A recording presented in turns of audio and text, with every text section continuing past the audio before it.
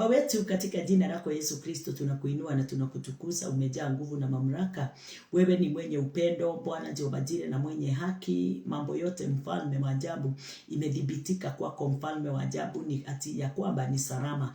Asante ni kwa sababu Bwana ya kibali hiki asubuhi ya leo umenipa nafasi hii ya kuongea juu ya Great Commission, kulingana na vile Bwana Jehova Jire uliweza kutupa nguvu hizo na uwezo huo kutoka mwanzo. Na wale Bwana tumefungua kamacho yetu ya rohoni, na wale Bwana Jehova Jire tumepokea baraka zote za rohoni, mfalme wa ajabu, na sikio letu la rohoni. Bwana, tunajua Great Commission haijaitiwa mtu mmoja, lakini ama mtu fulani, imeitiwa watu wote katika ulimwengu wote. Bwana Jehova Jire tuweze kuyazungumza kulingana na vile upendavyo. Ninakumbuka katika kitabu ya Hebrews kuna mahali inasema ya kwamba ati hakuna mtu atafundisha mmoja na ati hakuna mtu ataenda kumfundisha mwingine. Sisi wote tutakuwa tukifundishana mmoja kwa mwingine, na hatutakuwa tukiambiana wachaneni na dhambi. Ni kwa sababu tutakuwa tumeachana nayo, kwa sababu tumeshatambua kazi ya Kristo Yesu vile inavyotenda kazi, ilivyotenda kazi juu ya maisha yetu, ilitufungua na ikatuokoa katika hali yoyote ile tulikuwa ndani yake, Bwana Jehova Jire, ya utumishi mbaya katika ufalme. Asante ni kwa sababu umetuokoa na yote yale ilikuwa inasababisha hali yote iweze kuwa katika uofu na dhambi. Sasa umetupa kibali hicho, ndio tuweze kuitwa wana watoto wa Mungu kwa uwezo wote ule utokao na Mungu. Hakuna mtu amefunguliwa na Mungu, hakuna mtu amejifungua yeyote yule. Sisi wote tumefunguliwa na Mungu kwa uwezo wake na kwa nguvu zake. Mamlaka yake yatenda kazi ndani yetu sisi wote kwa vile Bwana Jehova Jire anavyotupenda. Asante Mungu wetu na Baba wetu, kwa sababu ya upendo wako, nguvu zako, mamlaka yako, uzima wako Bwana, na utukufu ule Bwana Jehova Jire umeuonyeshana katika maisha yetu kwa kila mmoja kulingana na vile wewe upendavyo. Ninawabariki watu hawa Bwana Jehova Jire katika Wendani TV wote Bwana Jehova Jire, ninawaombea baraka, ninawaombea uzima, ninawaombea ushindi, ninawaombea ukweli, ninawaombea Bwana Jehova Jire neema isiyo na mwisho Bwana Jehova Jire katika maisha yao. Asante Mungu wetu na Baba wetu, ni kwa sababu wewe ndio utendao yote Bwana Jehova Jire kulingana na vile upendavyo. Siku ya leo Bwana ninawaombea sikio lao Bwana Jehova Jire liweze kuwa sikio limejaa uwezo wa kupokea Bwana neno lako Bwana Jehova Jire, wa kupokea Bwana Jehova Jire uzima wako, kupokea wingi wa utukufu Bwana mfalme wa ajabu. Ndio wakati wote tunaposimama katika hili neno, ama katika Bwana Jehova Jire kulisikiliza neno kutoka kwa watumishi wako Bwana Jehova Jire, tuweze kuwa mtakatifu. Tuko na nafasi ya kuweka lile neno, tuko na nafasi ya kulitimiza, ya kulidhibitisha, ya kufanya neno liweze kudhibitika ndani yetu mfalme kulingana na vile upendavyo. Ninakuitukuza na ninakuinua, na ni katika jina lako Yesu Kristo, Roho wako Mtakatifu pamoja nasi atatendelea na kutenda kazi kulingana na vile Bwana uwezo wake ulivyo, na ni katika jina lako Yesu Kristo tumeomba na tumeamini. Amen, amen, amen. Nashukuru Bwana kabisa, ni kwa sababu ninajua neno lake litatufikia sisi wote. Tunazungumza juu ya Great Commission ile Bwana alitupa, na kwa hivyo nataka tuweze kuingia katika neno la Bwana katika kitabu ya Matthew 28. Katika kitabu ya Matthew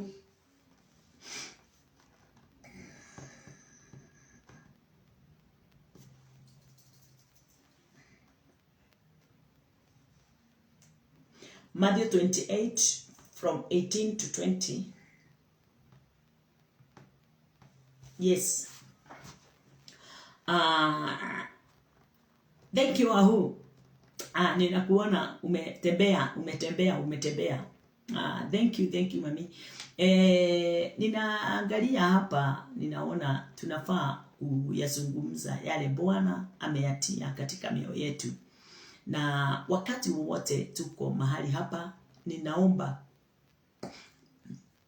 moyo wa kila mmoja wetu uweze kuwa tayari, na uweze kuwa moyo unaotenda kazi, unaokuwa tayari kusikia, kutenda, ndio utimize yale Mungu aliyoyanena kutoka mwanzo.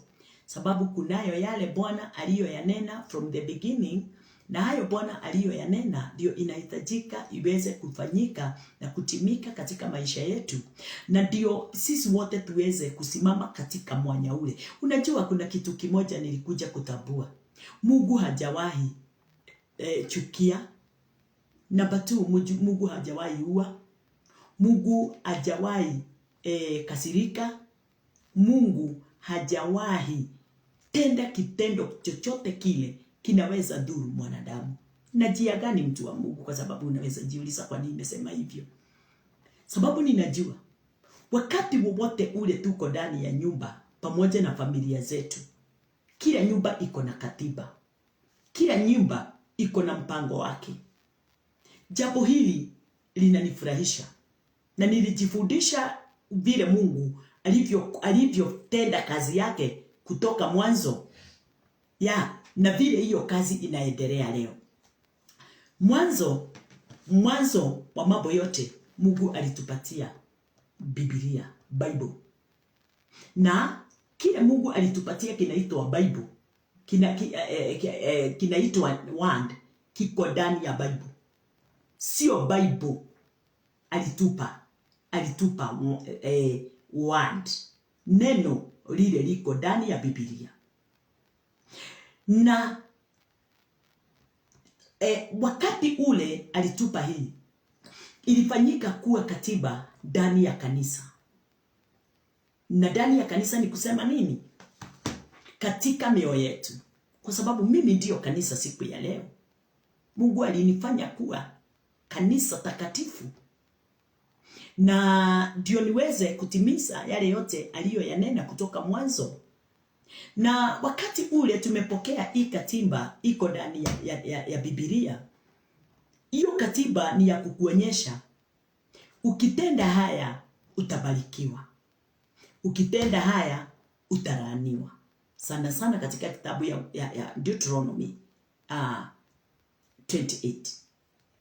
Deuteronomy I think wacha nikuonyeshe. Wacha niangalie nisiseme kitu yenye nita confuse mtu yeyote yule. Deuteronomy inasema ya kwamba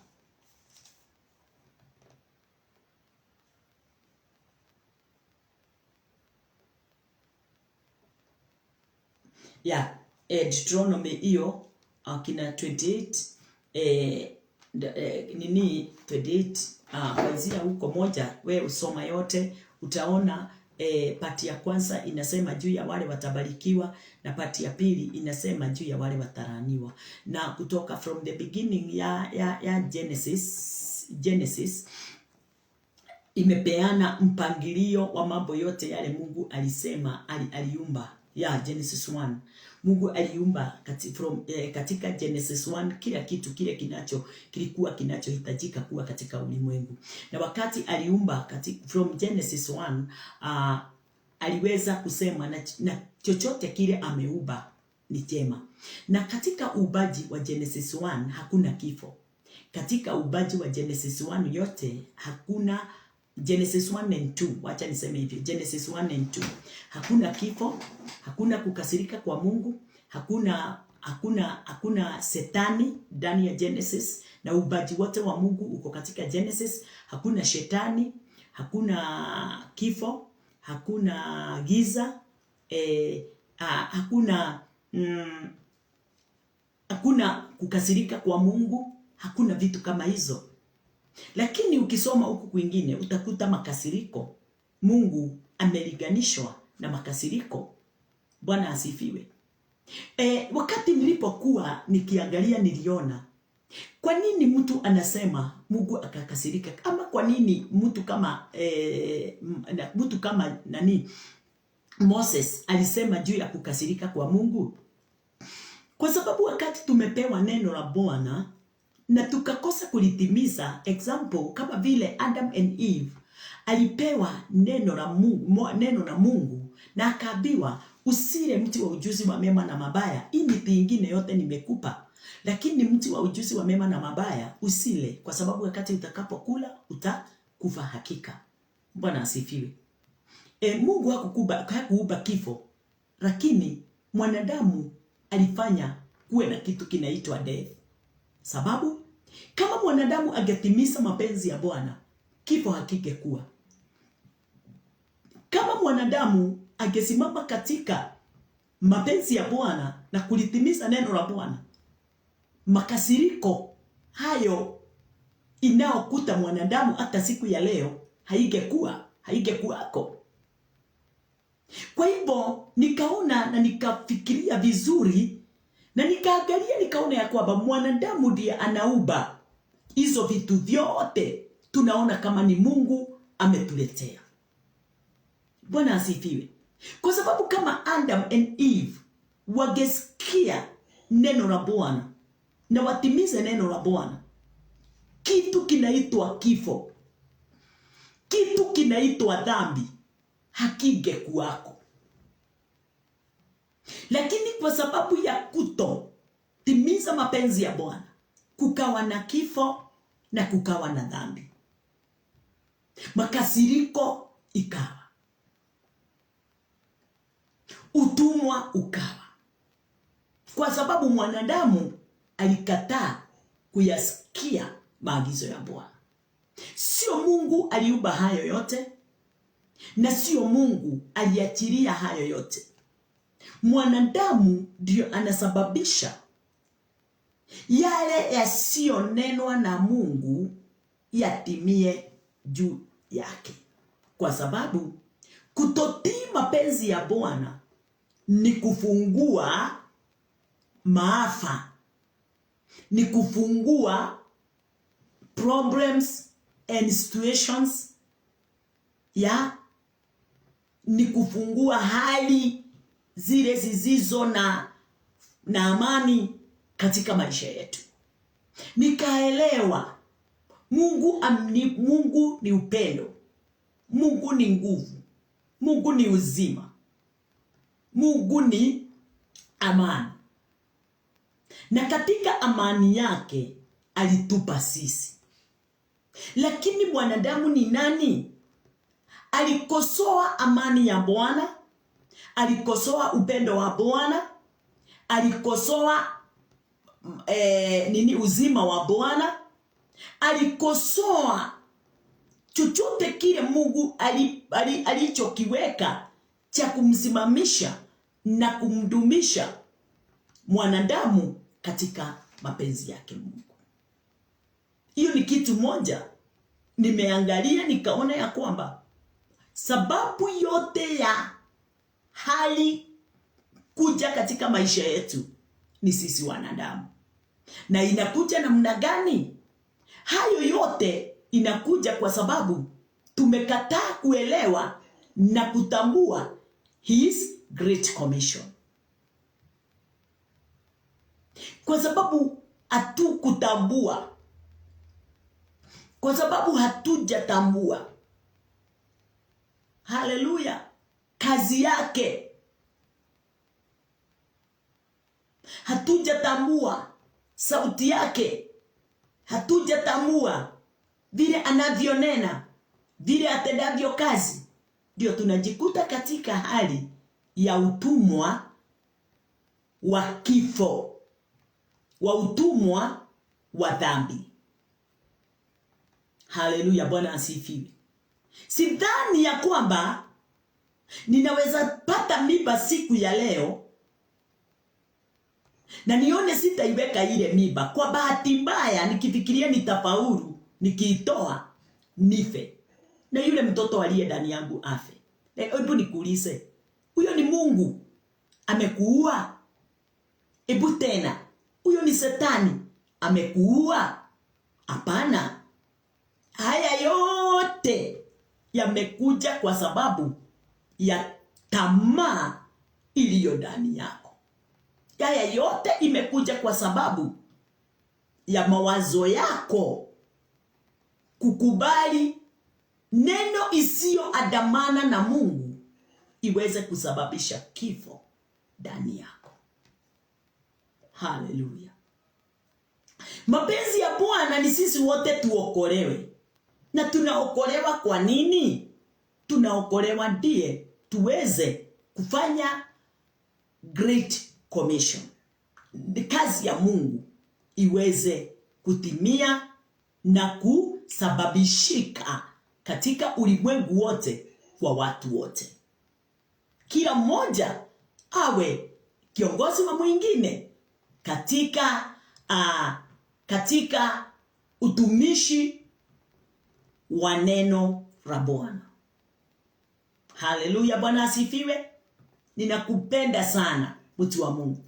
Nakupenda na upendo utokao katika Kristo Yesu. Yule alitupatia ndio tuweze kupendana na kusaidiana. Neno linasemaje katika mstari huo wa 18? Ebu, najua my friend uliniandikia swali, naomba usiweze kusikiliza yale tutakao yanena. And Jesus came and spoke unto them, saying, all power is given unto me in heaven and in earth. Yesu akaja kwao, akasema nao, akawaambia, nimepewa mamlaka yote mbinguni na duniani. Go ye, therefore, and teach all nations, baptizing them in the name of the Father, and of the Son, and of the Holy Spirit. Basi enendeni, mkawafanye mataifa wote kuwa wanafunzi, mkiwabatiza kwa jina la Baba, la Mwana na la Roho Mtakatifu. Number 20. Teaching them to observe all things whatsoever I have commanded you. And lo, I am with you always, even unto the end of the world. Amen. Na kuwafundisha kuyashika yote niliyowaamuru ninyi. Na tazama, mimi nipo pamoja nanyi siku zote hata ukamilifu wa dahari. Yes. Nashukuru Bwana kwa sababu ya ile kazi Yesu Kristo alianza katika ulimwengu. Wakati ule Kristo alipokuja katika ulimwengu, ama alipofunuliwa katika ulimwengu, ndio anje aweze kudhibitisha na kuonyesha mapenzi ya Mungu katika neno lake, na pendo lililokuwa ndani ya Mungu kutoka mwanzo hata kabla sheria haijaingia, hata kabla sisi hatujazaliwa. Mawazo ya Mungu ilikuwa namna gani? Mawazo ya Mungu ilikuwa amuumbe mwanadamu, na kumuumba yule mwanadamu ilisababisha Mungu aweze kuumba vyote vilivyomo katika ulimwenguni.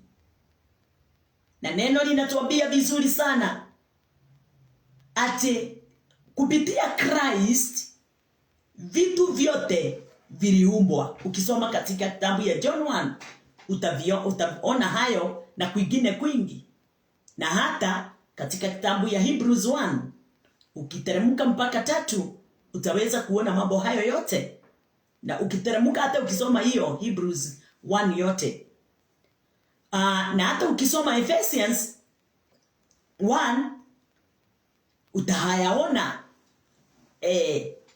Kristo ni nani na kazi yake ilikuwa gani. Biblia inasema ya kwamba katika kitabu ya John 1, hiyo ndio nitakusomea, na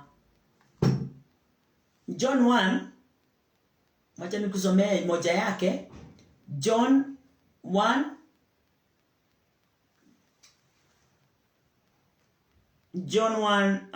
tuanzie mstari wa 3. John 1:3.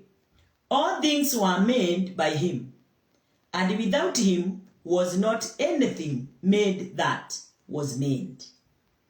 Ati vyote vilifanyika kwa huyo, wala pasipo yeye hakikufanyika chochote kilichofanyika. In him was life. Mstari ule niko na haja nayo sana ni watatu, but wacha ni extend. In him was life, and the life was the light of men. Ati vitu vyote katika ulimwengu viliumbwa kwa yeye, na pasipo yeye hakuna kitu hata kimoja kigeumbika. Bwana asifiwe. Kwa hivyo kulingana na neno la Bwana, nikitazama ninaona ya kweli kabisa ni ya kwamba mpango wa Mungu ulikuwa mpango wa ajabu. Ulikuwa mpango mpana. Ulikuwa mpango, mawazo yake yote ilikuwa kwa mwanadamu. Na mwanadamu ndiye alisababisha Mungu aweze kuumba vitu vyote vilivyomo katika ulimwengu. Na diagana kwa nini? Kwa sababu Mungu wakati alipoziumba alimweka mwanadamu katika shamba la Edeni ndio aweze kuzitawala.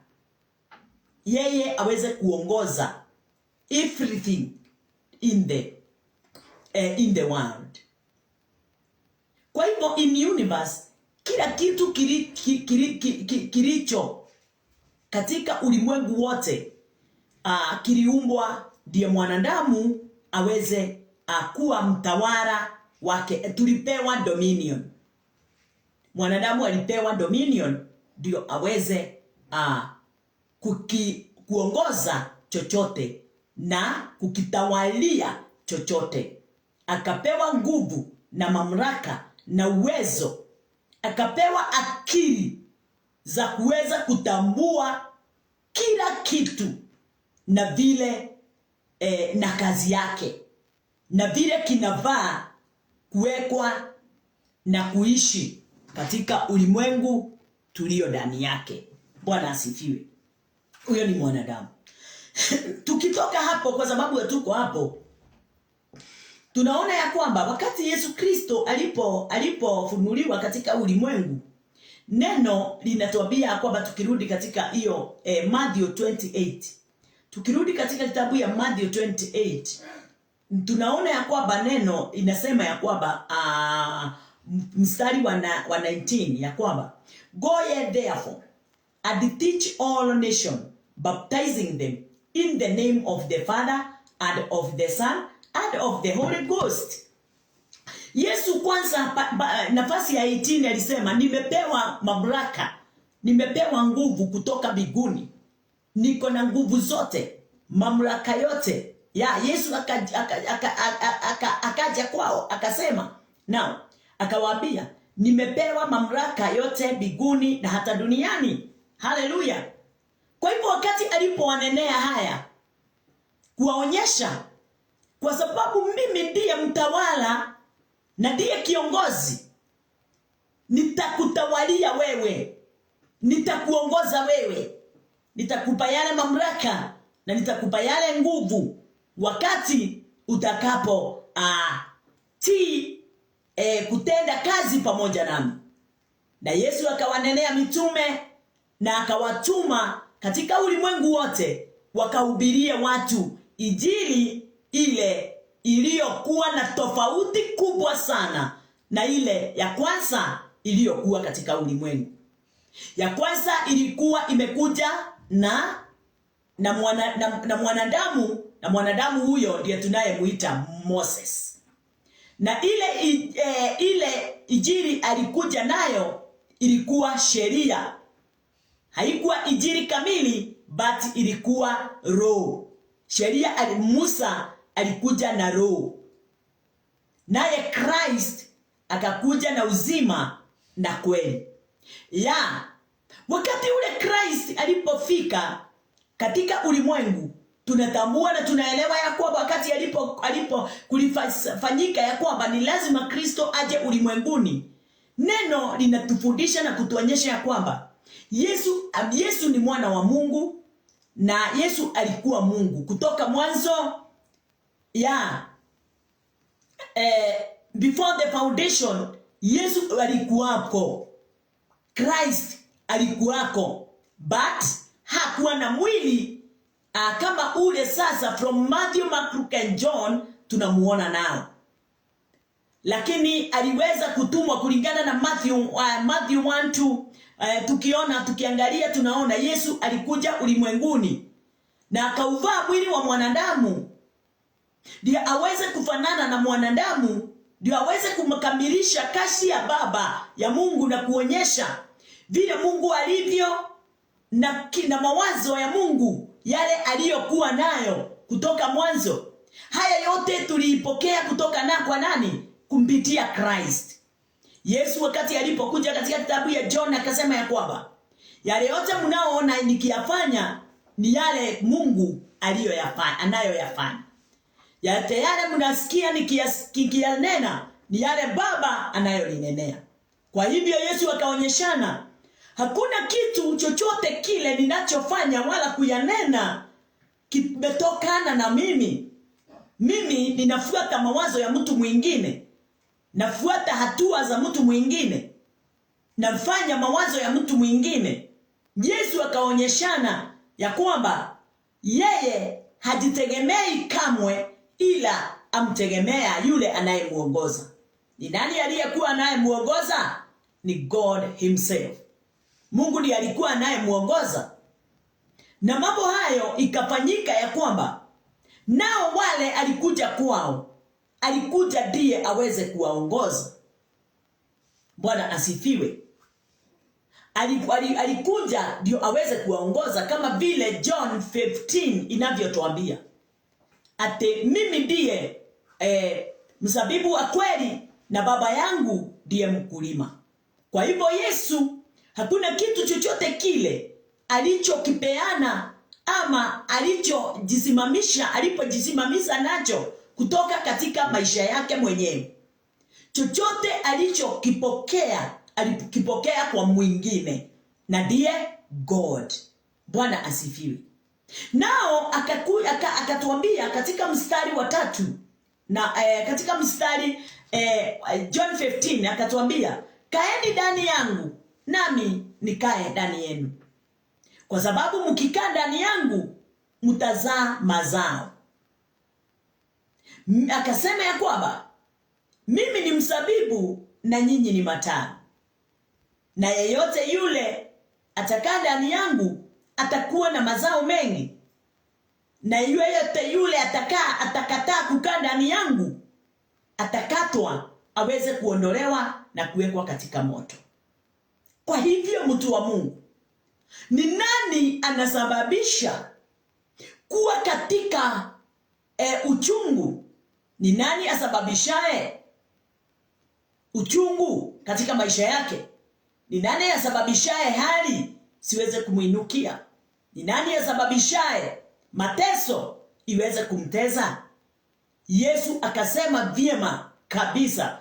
Wacha nisome kidogo katika mstari wa John. Katika huo mstari wa John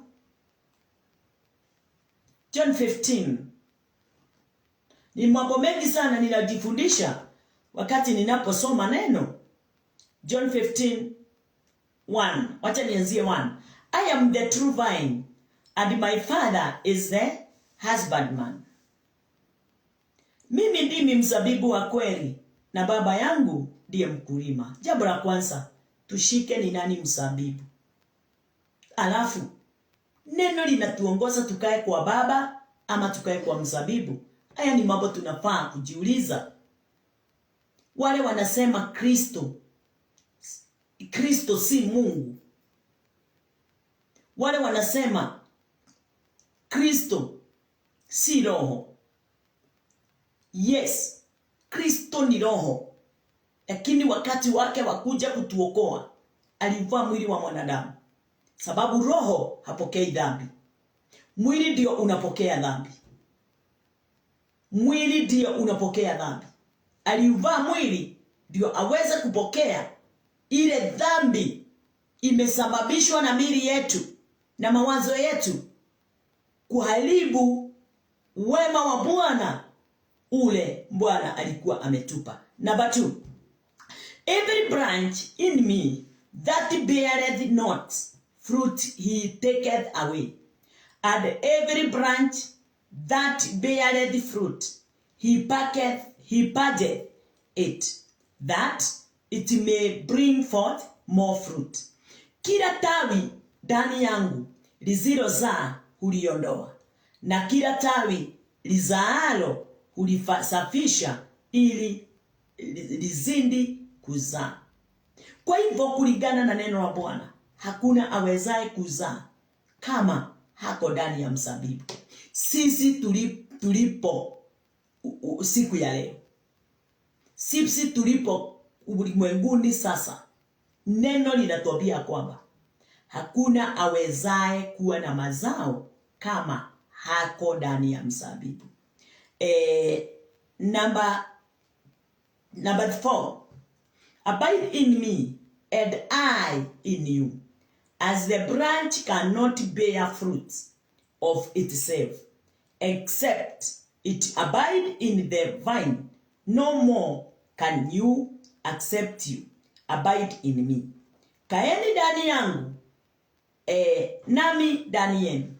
Kama vile tawi lisivyoweza kuzaa peke yake lisipokaa ndani ya mzabibu, kadhalika nanyi msipokaa ndani yangu.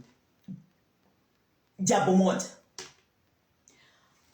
ninaona ya kwamba nisipokaa ndani yake sina mazao.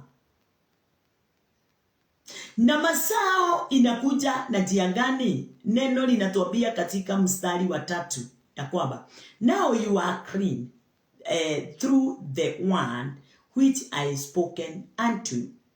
Ya ninyi mumekwisha kuwa safi kwa sababu ya lile neno nililowaambia. Kuna neno ametuambia, na ndio hili tunalolisoma, na anatuonyesha ya kwamba neno langu ndiye linakufanya kuwa mkamilifu. Neno langu ndiye linakusafisha.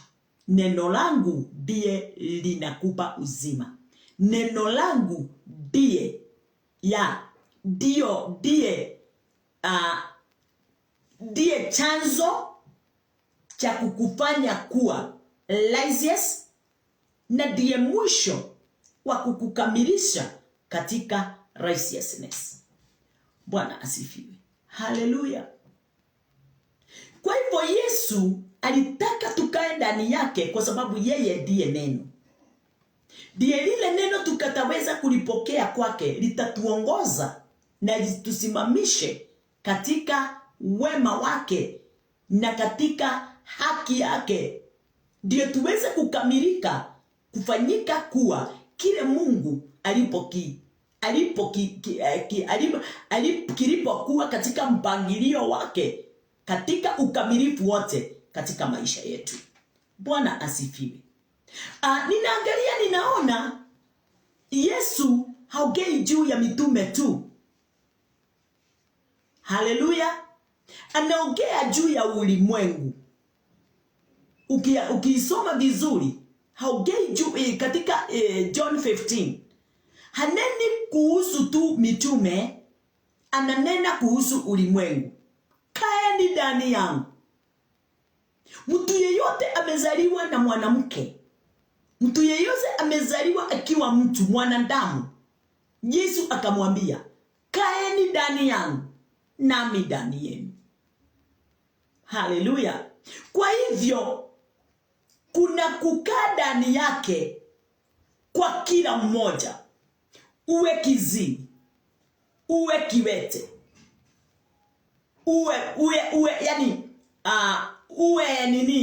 hawa watu tunaita retarded, uwe mtu asiye na mwelekeo, uwe mtu tajiri, uwe mtu maskini, uwe mtu aliye na mali, Mungu kumpitia mwanae Kristo Yesu anatunenea sisi wote. Hajali maskini, hajali matajiri. Hajali mtu amezaliwa Kenya, hajali mtu amezaliwa Amerika. Hajali rangi ya mtu, uwe mweusi, uwe mweupe. Hajali, wewe ni mwanadamu. Kaeni ndani yangu, nami ndani yenu. Na wakati mtakaa ndani yangu, mtakuwa na mazao. Mtazaa mazao mengi. Mazao mengi ni ya nini? Mazao mengi ni nini? Mazao mengi ni neno lake ndani yetu. Kwa wote wale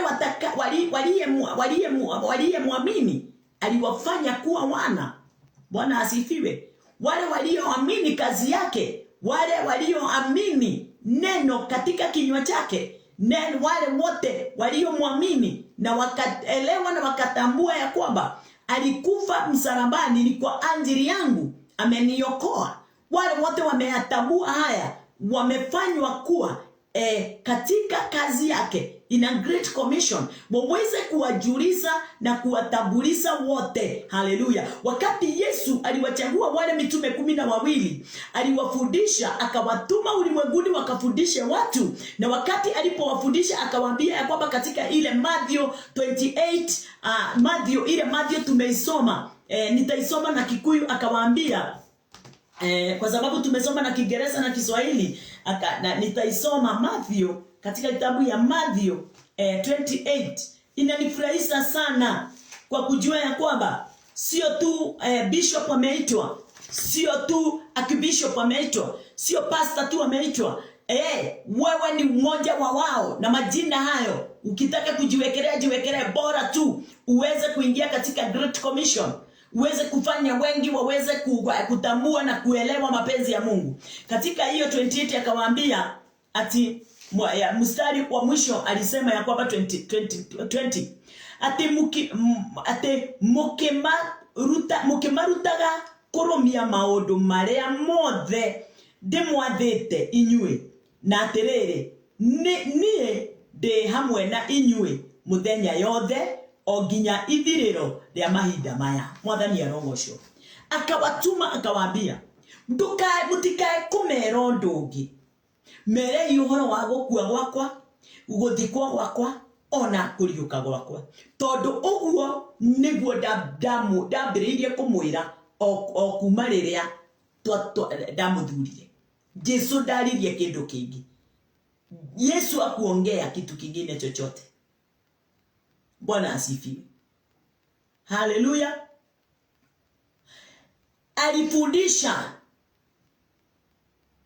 about death, burial and resurrection. Kwa sababu ya nini? Our sins. Haya yote ilifanyika kwa sababu ya ondoleo la dhambi. Bwana asifiwe. Na akaonyesha mkiyatimiza hayo, nitaandamana nanyi mpaka mwisho wa ulimwengu. Nitakuwa pamoja na nyinyi mpaka mwisho wa ulimwengu. Nitamuongoza na nitamsimamisha katika wema. Swali lile niliulizwa linatuonyesha ya kwamba katika John 15, kaeni ndani yangu nami nikae ndani yenu. Na wakati utakapokaa ndani yangu utazaa mazao mengi. Wacha tulinganishe ili jambo kuzaa na mwanadamu. Msichana mwenye hajazaa na msichana mwenye ako na mazao, ni mgani anaambiangu ako na mazao? Ni yule amezaa. Amezaa nini? Ameonyeshana mtoto yule anayemnyonya matiti yake. Huyo ni mtoto wake. Kwa hivyo hata kama ni mtoto mdogo na huyu mwingine ni ako na miaka mingi kumuliko na hana mtoto, huyo hana mazao. But yule ako na mtoto anayenyonyesha, huyo ndiye ako na mazao. Tukienda pande ile ingine ya kiroho katika Kristo, mtu yeyote yule akae ndani ya Kristo, akae ndani ya neno, ameliamini neno, haleluya, anakuwa na mazao namna gani? Wakati amekubali kuhubiria mtu mwingine. Wanadamu ni wengi katika ulimwengu hawana mazao hata kama wameokoka. hata kama wameokoka na wanajiita wokovu, hawana mazao. Mungu hata hahitaji watu wengi. Kuwa na mtu mmoja utakaye muongoza na aweze kutambua kazi ya Kristo, na aweze kutambua ufalme wa mbinguni, kazi yake, kazi ile iliyo katika neno la Bwana katika ufalme wa mbinguni ni kwa ajili ya mwanadamu. Bwana asifiwe. Ni mimi niweze nikipokea ule ufunuo katika Kristo, kwa sababu ule ufunuo ndio unafanya na ndio unasababisha niweze kuwa na mazao mengi. Mazao mengi ni wakati ule nimelipokea lile neno linalo ninisafisha, linalo niongoza niende niongoze mwingine nalo. Na lile neno ni gani? Ni kuongea katika kazi ya Kristo Yesu. Na kwa nini Kristo Yesu alitoka mbinguni akiwa Mungu, akaja ufalme katika ulimwengu, akageuka kuwa mwana wa Mungu? Kwa sababu ameuvaa mwili wa mwanadamu. Sisi ndio tulikuwa wana wa Mungu. Sisi ndio tulikuwa wana wa Mungu kabla Yesu hajakuja.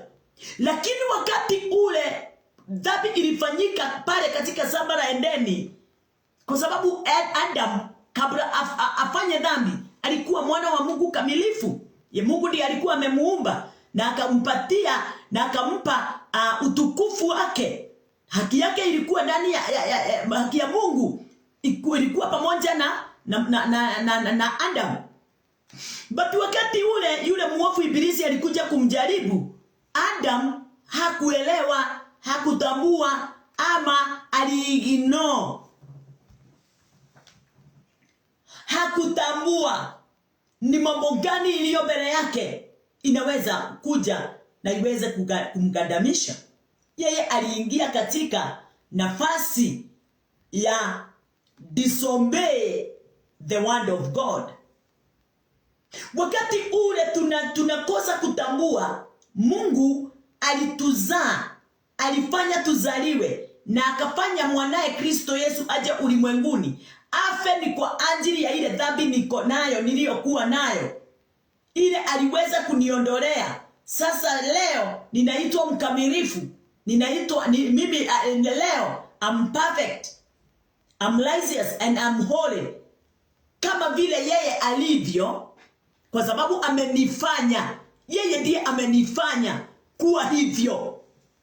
Hivyo ndivyo tunaenda tukiambia watu na kuwaelekeza katika neno. Ndio lile neno liweze kuwafundisha, kuwaonyesha kazi ya Mungu, kuwaonyesha upendo wa Mungu juu ya maisha yao na mioyo yao, kuwaonyesha vile Mungu alitarajia kutoka mwanzo mwanadamu aweze kuwa kiumbe kipya kwake yeye mwenyewe. Kutoka wakati ule Adam wa kwanza alitenda dhambi na akafanya mwanadamu yeyote yule aweze kufanyika kuwa mwenye dhambi.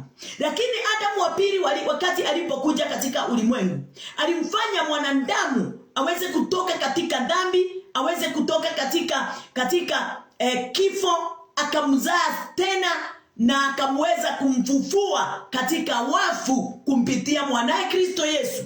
Yule aliyekuja katika ulimwengu akauvaa mwili wa mwanadamu. Mwili kama ule ulikuwa umebeba dhambi. Bwana asifiwe. Yesu aliuvaa ndio aweze kuonyeshana vile dhambi ilimalizwa, vile dhambi ilikwisha. Na sisi tunaona vile dhambi ilipokwisha. Yesu wakati aliuvaa mwili wa mwanadamu, ule mwili ulisulubishwa. Haleluya. Yesu akafa msalabani ni kwa ajili ya dhambi yangu na dhambi yako. Lakini uungu uliokuwa ndani yake haukuguzwa kamwe. Uungu ulio ndani yangu, hata kama mwili wangu una mateso, uko katika hali, uko katika kugandamishwa mwili, roho wangu ndani yangu, uungu ulio ndani yangu, hakuna wakati utaweza kuguzwa. Wakati wowote mimi nitakaa chini ya mzabibu uniweze kupata mazao. Mazao inapatikana na njia gani? Inapatikana kwa kuamini neno la Mungu. Kuliamini neno la Mungu. Neno ndio li sababu yote ya mimi kufanyika mwana wa Mungu. Bwana asifiwe. Haleluya. Wakati Yesu alitoka katika mwili, wakati alifufuka, alirudi kuwa kama vile alivyokuwa mwanzo. Akatukachia kazi yake ndio tuweze kuiendeleza. Haleluya. Yesu alirudi mahali pake pale alipokuwa kabla hajakufa. Haleluya.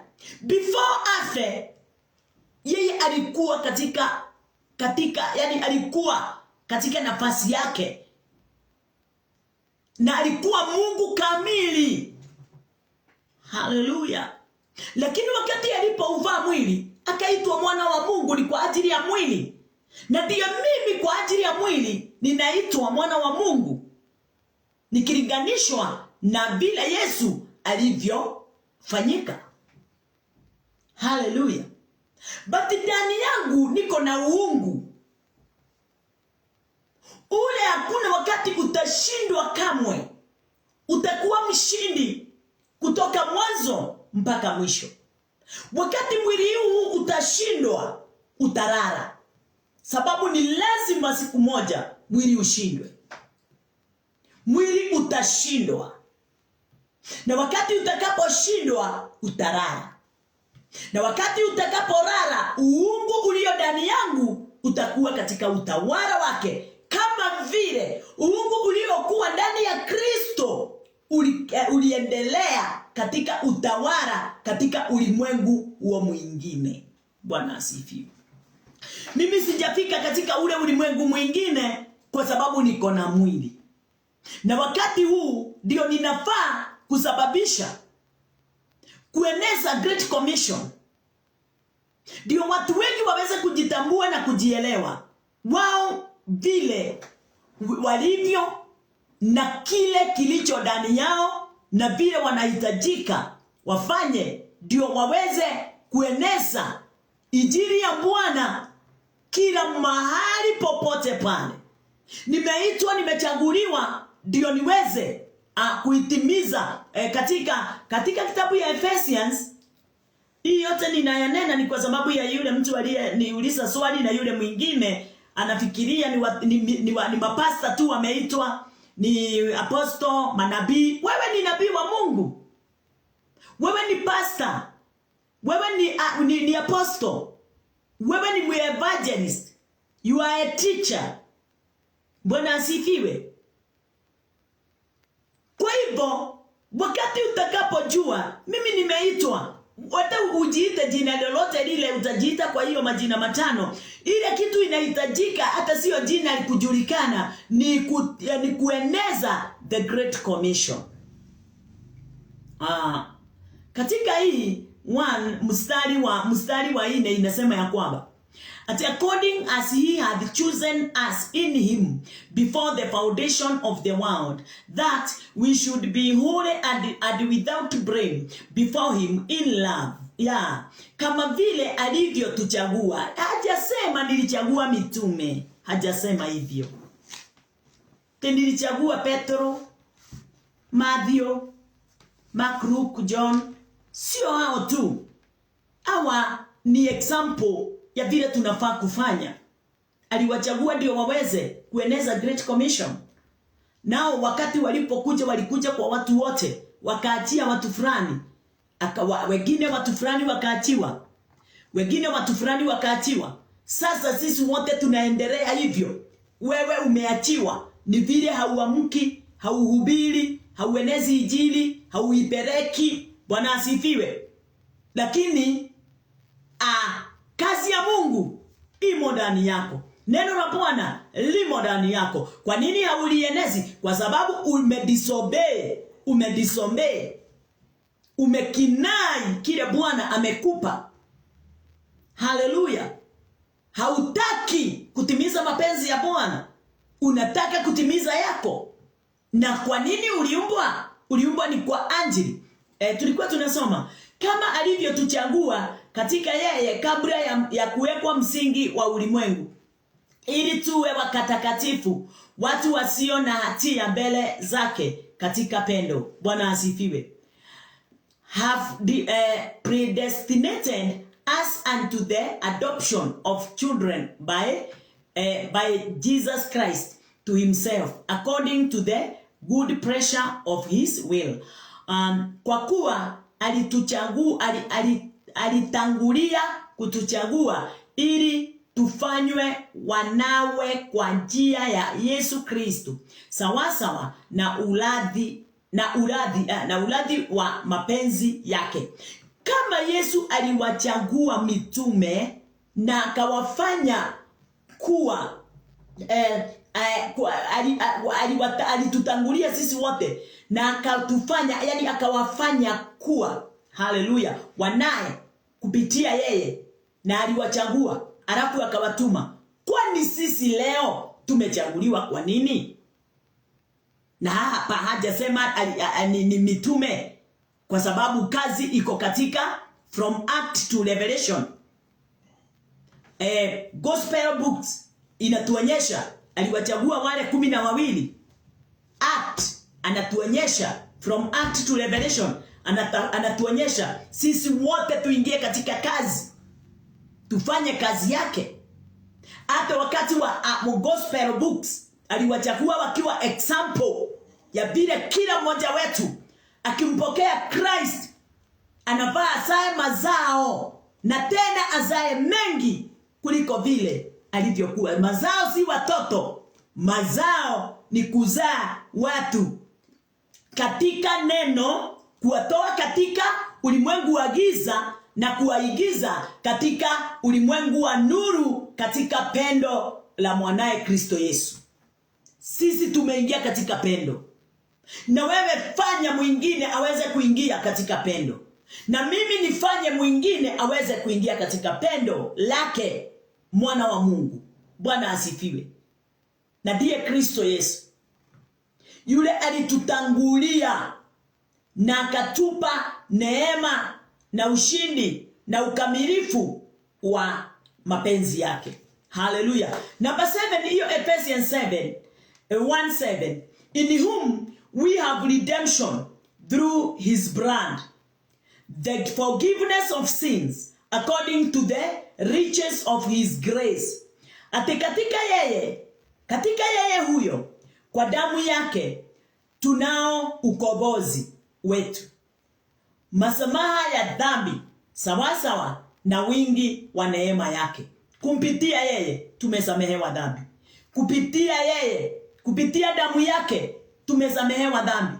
Haleluya. Kupitia kifo chake tumepokea utajiri wote wa rohoni. Bwana asifiwe. Ndio tuweze kuwa watu wa kutambua na kuelewa mapenzi ya Mungu katika uweza wake. What is Great Commission? Bwana asifiwe. Great Commission is preaching commission. Ni kazi ya kuhubiri. Tunafaa kuhubiri mahali popote. Na kuhubiri huko ni kusema nini? Kuwafanya watu wote kuwa. 28 inasema nini? 28 Matthew. Hiyo Matthew 28.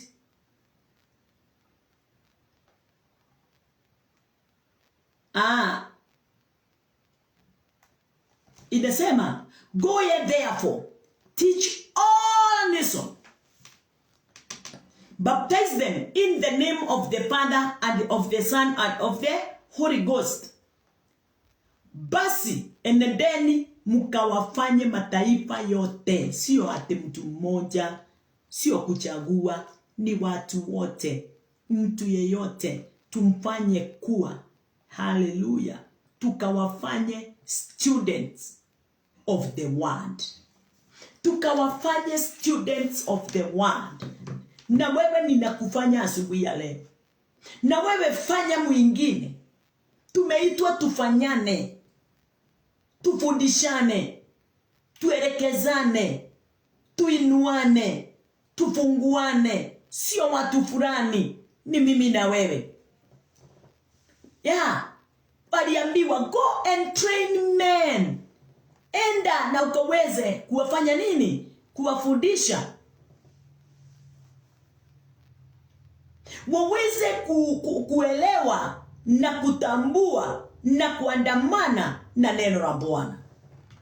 Njia haina ingine, hakuna ingine.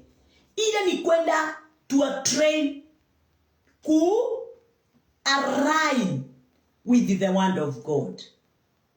Waweze kulifuata, kulitambua, kulielewa, kuliamini neno la Bwana. Waweze kufundisha nao. Na wale watafundishwa. Waweze kuwa katika kutambua na kuelewa na kufuata. Hiyo neno ndio liweze kuwa msaada kwa ulimwengu mzima. Sababu ni kwa nini? Kwa sababu mapenzi ya Mungu ni sisi wote tuweze kuokolewa. Sisi wote tupokee ahadi ya Bwana. Ile kuna wakati haitapunguka milele na milele. Na hii inafanyika na njia gani? Great Commission inafanyika kwa njia ya kuhubiri. Done by preaching. Bwana asifiwe. Na kuhubiri yale Mungu, yale Kristo aliyoyahubiri. Sio kuhubiri kitu kingine. Sio kuhubiri hadithi zile ziko Old Testament. Sio kuhubiri ati kukaa na kuonyesha tu parables. Na hatufafanui zile parables from Act to Revelation. Tuhubiri ile Injili. Tukifafanua na kitabu gani? From Act to Revelation. Iweze kufunua Genesis to Malachi. And then Matthew to John. Iweze kufunua yote. Ionyeshane mwelekeo wa Mungu vile ulivyokuwa na mawazo ya Mungu vile alikuwa ameiandaa kutoka mwanzo. Haleluya. Kuna kitu kimoja mimi nilijua. Mimi nimeitwa hata kama nifungue nifundishe mtu mmoja. Mimi hata nikiwa na watu wawili kanisani, iwe Sunday, iwe wakati wa fellowship, iwe wakati gani, mimi ninajua the Great Commission sio namba. Ni yule anaye kaa chini mbele yako. Mtu mmoja. Yesu alifundisha kama ni namba. Yesu angewaita hata sijui angefanya nini ndio aweze kuwa ndiye ako na ile namba kubwa sana katika ulimwengu wa kufundisha. Lakini namba, wakati walipofika 72, akawaambia mtakula na mnikunywe. Wakakosa kutambua msemo wa Kristo. Wakakosa kutambua yani vile Yesu anaongeanga. Wakati walikosa kutambua, kwa sababu walikuwa wa mwilini. Mpaka siku ya leo watu wengi sana ni wa mwilini. Hawatambui hata wakati wanaposoma Biblia, hata wakati wanafundishwa, hawatambui kitu. Wao wanaona tu vile wanavyotaka kuona. Akawaambia mtakula na mnikunywe. Kumbuka katika kitabu ya John anasema ya kwamba mimi ndiye mkate wa uzima. Nayo Old Testament ilisemaje? Ati Mungu akawapa maana. Akawapa mkate nyikani. Mkate ni nini? Mkate ni the word. Na mkate ni nini? Mkate ni Christ. Kwa hivyo hata Old Testament yote from Genesis to Malachi walifundishwa kuhusu Christ. Walifundishwa kuhusu Christ. Lakini walikosa kutambua kwa sababu walikuwa damned. Bwana asifiwe. Siku ya leo makanisa mingi hata wakati injili inahubiriwa wanasikia tu hadithi na wanaandamana na zile hadithi vile zilivyo. Hata ukiuliza mtu ya kwamba kijana the meaning ya story ya kijana mpotevu, atakwambia tu vile anavyosoma. Hana ufunuo ule umefichwa nyuma ya pasia. Bwana asifiwe. Ukimuuliza kwa nini neno linanena kuhusu parable ya ile mashamba. Mshamba ya kwanza mbegu ilianguka katika mchanga. Na mwingine katika mawe, mwingine katika mimba, mwingine kando ya barabara. Atakuelezea tu hivyo. Hajui ufunuo wake kile kimefichwa juu ya hizo lands ama mashamba hayo yote, hizo gardens zikiwa 4 types, haelewi ufunuo umefichwa wapi mahali hapo. Wengine hata ukiwauliza, watu wale waliua watu wote wale walikuwa wanatumwa na tajiri mwenye shamba. Akatuma wa kwanza, wakamuua, wakampiga. Wakatuma wa pili, wakamkibisha na wakampiga sana. Watatu wakatumwa, wakasema huyu ndiye atarithi chochote kile kiko ndani ya hii shamba, chochote kile tumepewa. Kile kitu tunaweza fanya ni kumuua. Watu hawaelewi, wanafikiria ni mtu wa shamba, ni mfanyikazi alitu. Huyu ni Christ. Wakati Christ alipokuja kutoka mbinguni, wakati alipokuja na akauvaa mwili wa mwanadamu na kuanza Great Commission, watu hawakumpokea. Neno linasema katika kitabu ya John 1, watu hawakumpokea. Wale walio wake hawakumpokea, walimkataa. Katika Isaya inasema ya kwamba waliona kama ameachwa na Mungu, kwa sababu waliona kama ameshindwa. Nini kilimkuwa kimemshinda? Nini kilikuwa kimemkomesha? Ni dhambi za watu zile alikuwa amebeba. Lakini watu wanaona tu hivyo, wanatafsiri tu hivyo, wanahubiri tu hivyo, hawapatii watu ufunuo. Watu wanakaa tu katika giza, hawaelewi yule ni Kristo. Walisema tumuue, yeye ndiye atakuwa mrithi wa chochote kile kiko hapa, kwa hivyo tumuue ndio turithi. Wakaua Yesu wakifikiria watarithi. Yesu baada ya siku 3 akafufuka. Ukiuliza mtu, Yesu akasema nitabomoa hii hekalu na niijenge na siku 3. Bwana asifiwe. Watu tunaambiwa na kwamba Mafarisayo walikasirika kwa sababu walikuwa wameijenga na miaka 40 na kitu. Wakakasirika sana kwa sababu ya kusikia Yesu amesema atabomoa hiyo hekalu walijenga na hiyo miaka yote, alafu aijenge na siku 3. Wakaona huyu sasa ni mtu aina gani? Hii ni nini? Mtu mmoja na sisi tumetumia miaka na vitu. Hawakutambua Yesu alikuwa anaongea juu ya kufa kwake, kuzikwa kwake na kufufuka kwake. Bwana asifiwe. Hawakuwa wanaelewa. Mungu hakuwa na haja na hekalu, hiyo ilikuwa imejengwa na mawe. Yesu alikuwa ananena, baba yake alikuwa anapeana hiyo parable kumpitia Christ, vile mwanae ataweza kujenga hekalu. Si hekalu ya kuonekana, si hekalu ya mwilini, si hekalu ya building, ni hekalu ya moyo. Ndiye aweze kusimamisha na kudhibitisha mwanadamu na kurudisha mwanadamu katika nafasi yake. Mwanadamu yule alipotea. Haleluya, Bwana asifiwe. Mambo yamefichwa, lakini watumishi wengi wanahubiri vile tu wanaona. Hawana ufunuo sababu hawajaitwa, hawajatumwa, wamejiita na wamesimama katika nafasi zao. Hata wengine wanajua na wanatabua, lakini kwa sababu wanataka kufurahisha watu na wanataka sadaka isikose kutolewa, wanataka watu waendelee na kutoa tithe, ile kitu hakuna katika New Testament from Act to Revelation. Hata New Testament hakuna tithe ilitolewa.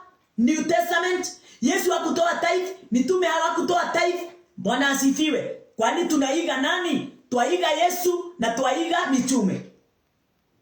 Yes. Sisi tuko chini ya msingi wa manabii na mitume. Na mitume hawakufanya hivyo, hawakutoa. Bwana asifiwe. Yesu hakutoa mwenyewe.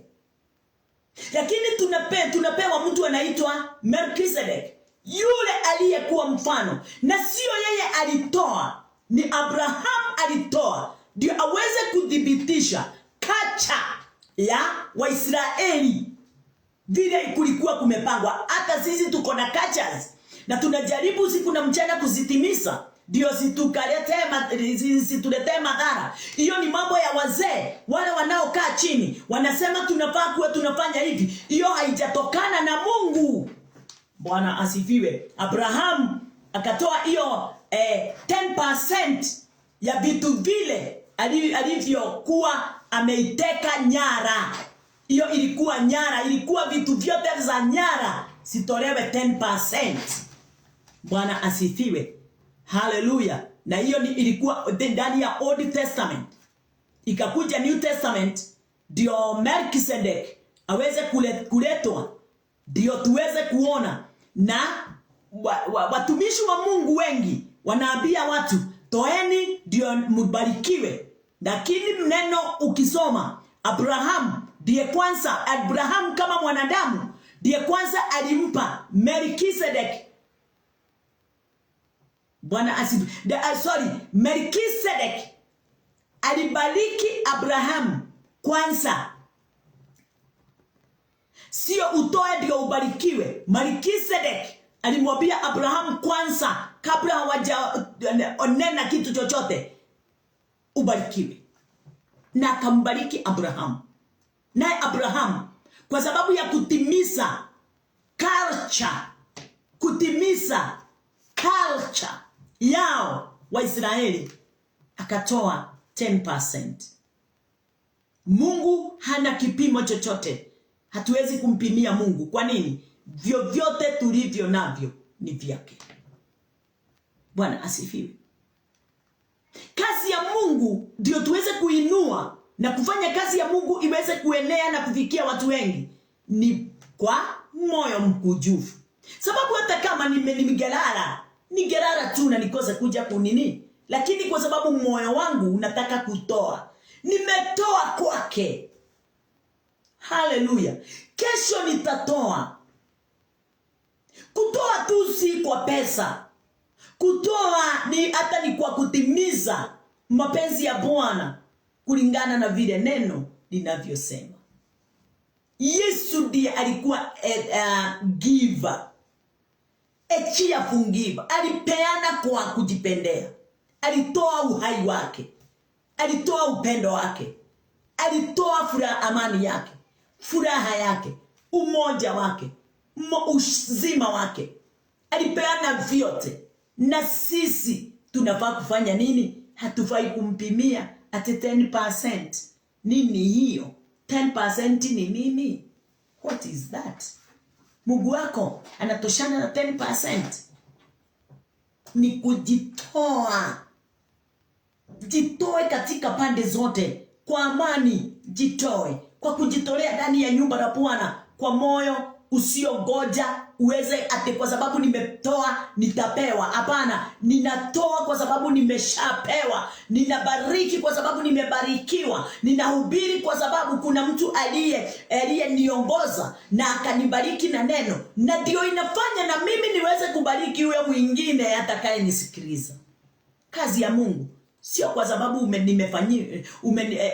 nikufanyie, sio kwa sababu ate nitafanya ndio nawe unifanyie. Sio tit for tat.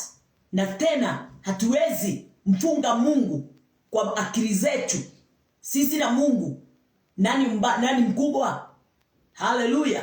Na Mungu kama ni hivyo, hagetuumba kwanza, angegoja kila mtu atampa kitu aweze kumuumba. Ungeubiwa wapi? Mungu alijitoa mwenyewe na akakuleta pasipo kitu chochote. Ulikuwa umetoa. Haukuwa umeomba sababu haukuwa umezaliwa. Haukuwa na kwenda kanisani. Hata haukuwa unajua kuna Mungu. Hata haukuwa unajua kuna wokovu. Hata haukuwa unajua kuna dhambi. Hata haukuwa unajua kuna mzazi. Hata haukuwako. Umekuta kila kitu kimeandaliwa. Na kwa nini? Ushike kazi ya Mungu, uifunge. Na umebarikiwa. Toka ukahubiri. Waje tuweze kutembea karibu na bali, tukieneza injili hii. Tuipeane kama vile yeye aliipeana. Tujitoe kama vile yeye alijitoa. Haleluya. Ametusimamisha na akatuongoza katika utukufu wake, na nafasi yake kuu ikatenda kazi katika maisha yetu. Neno lake limetenda kazi. Na kuomba. Kesho tutakuwa na part 2. Hiyo ni part 1. Kesho tutakuwa na part 2. Hata part 5 ndio tuweze kuelewa na kutambua. Haleluya. Yes. Wakati ule nilikuwa ninakuambia, wakati ule nilipata kanisa, nilijua hili kanisa Roko Church hakuna kitu kingine inahitajika kufanya ila kufundisha, iweze kuwa teaching house. Nilifanya kuwa teaching house. Mimi sijalishwi na watu kidogo na sijalishwi na watu wengi. Mkuje wengi, shauri yenu. Haleluya. Mkuje umoja, neema. Kwa sababu watu wanaweza kuja wengi na ukute ni mmoja tu anapokea. Mimi naongoza mmoja, yule aliye na moyo wa kuongozeka. Haleluya. Sitembei na wingi na sitembei na utajiri ulio ndani ya watu.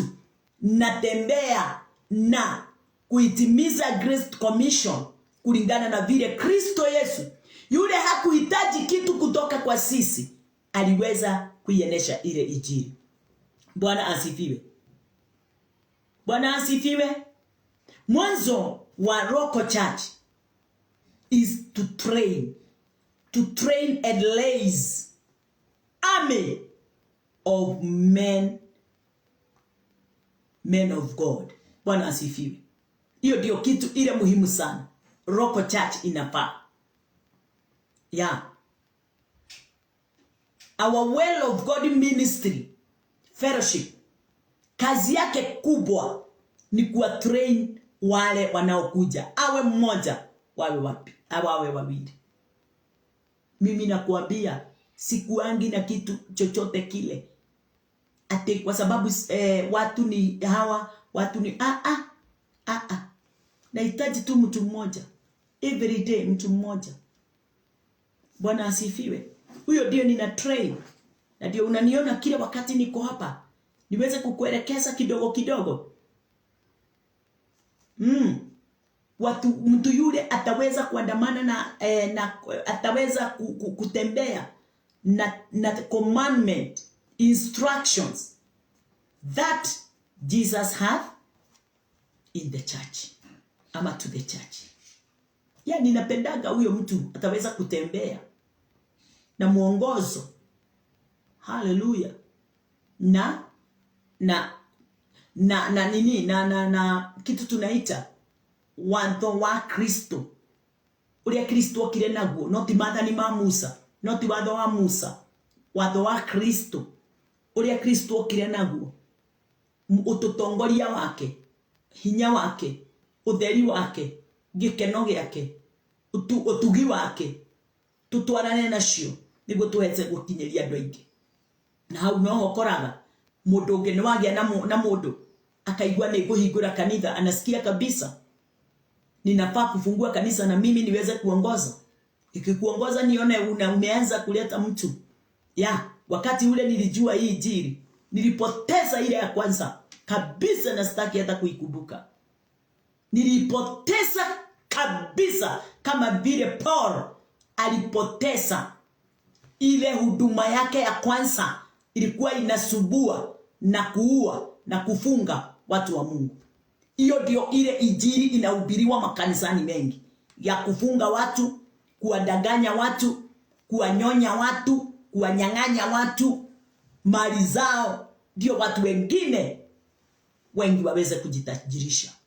Lakini wakati umeingia katika injili ya Kristo, haijalishi ni mtu mmoja, na saa hiyo hata hana chakula, wewe ndiye unagharamia.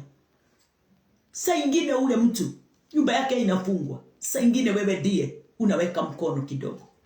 Huko ndiko tunaendelea tu, tunahubiri, tukihubiri. Yeyote yule tunahubiri akisikia kabisa ni mimi nimetosha, ninaweza ongoza mtu mmoja, tunamfungua.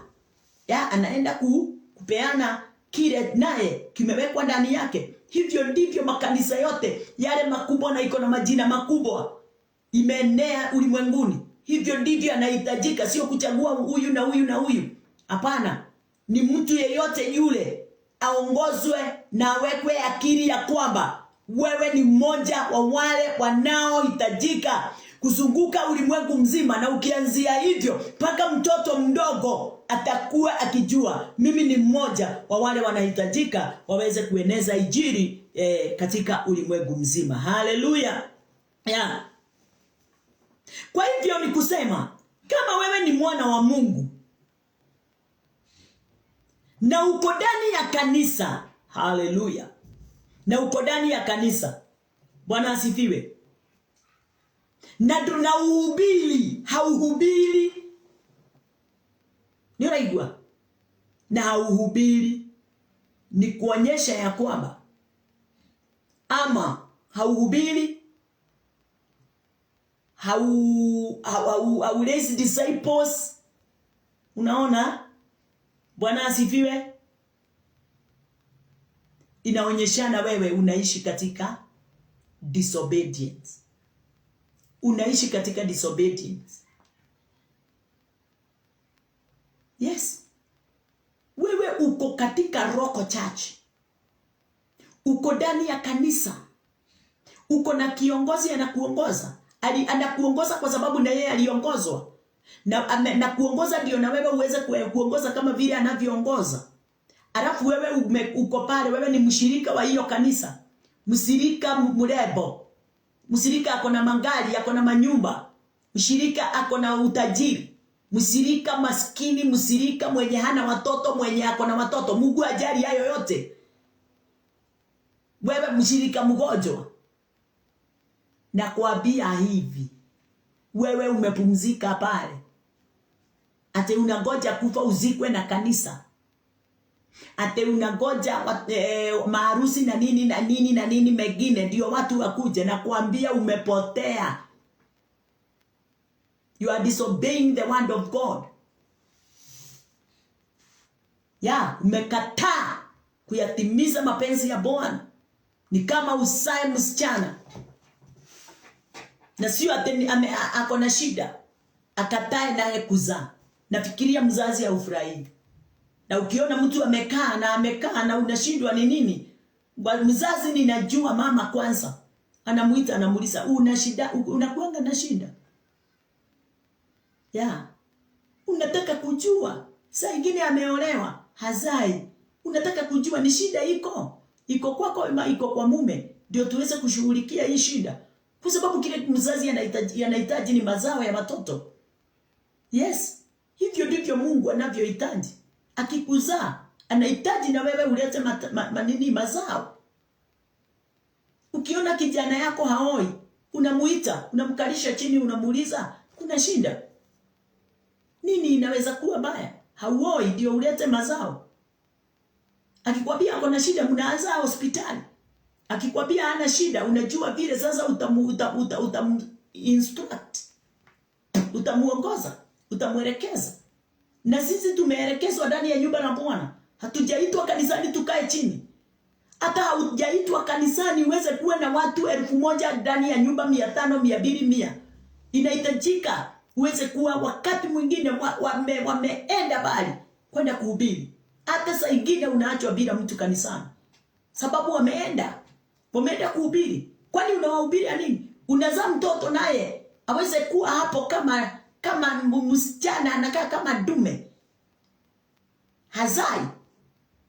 Mwanaume anakaa kipweke. Hazai.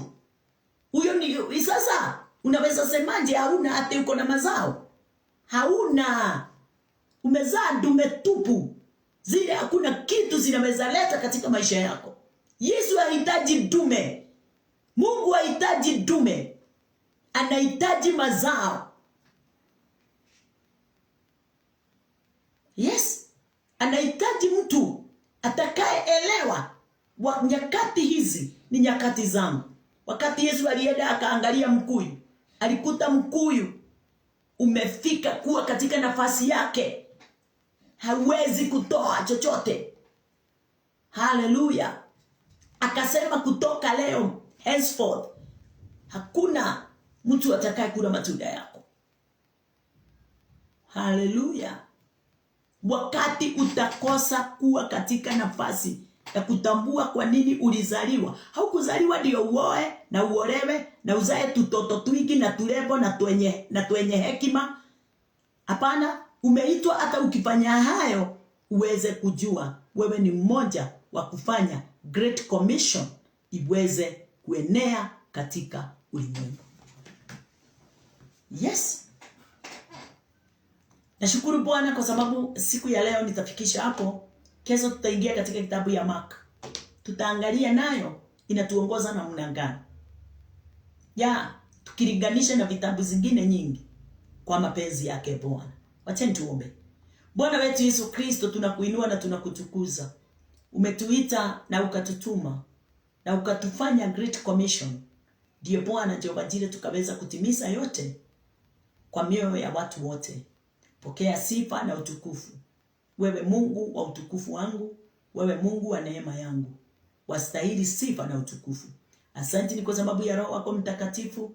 Asante kwa sababu ya neno lako kuwa mtiririko ndani ya moyo wangu kutoka kwako Yesu Kristo. Asante ni kwa sababu ya watumishi. Asante ni kwa sababu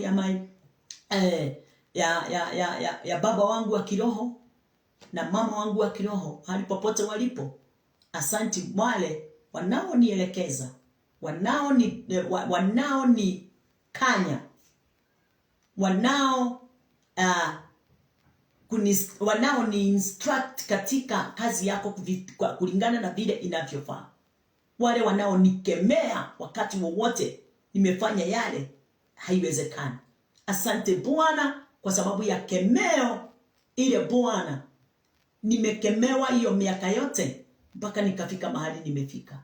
Tena asante ni kwa sababu ya kufundishwa na kuelekezwa na kusimamishwa na kutiwa nguvu. Hallelujah. Thank you my Lord Jesus. Kwa sababu ya uwezo na utukufu na fadhili zile Bwana umetia ndani yangu. Asante, ninawaombea watu hawa. Nao Bwana Jehova Jireh waweze kusimama katika nafasi hiyo, wakijua ya kwamba wokovu si kusema nyuma ya mtu. Wokovu ni kuliamini neno la Bwana na kazi ile Yesu Kristo aliyoifanya. Asante ni kwa sababu ya hayo yote, na ni katika jina lako Yesu Kristo tumeomba na tumeamini. Amen, amen, amen.